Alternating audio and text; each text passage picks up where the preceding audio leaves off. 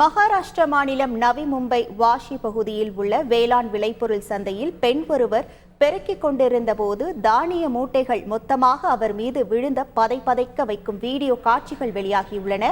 ஏறக்குறைய 30 முதல் 40 மூட்டைகள் மளமளவென அப்பெண் மீது சரியவே அவர் நிலைகுலைந்து விழுந்து உள்ளே மாட்டிக்கொண்டார். அருகில் இருந்த தொழிலாளர்கள் மின்னல் வேகத்தில் செயல்பட்டு ஒரே நிமிடத்தில் அனைத்து மூட்டைகளையும் அகற்றி பெண்ணை காப்பாற்றினர். அவர் சிறு காயங்களுடன் நல்வாய்ப்பாக உயிர் தப்பினர்.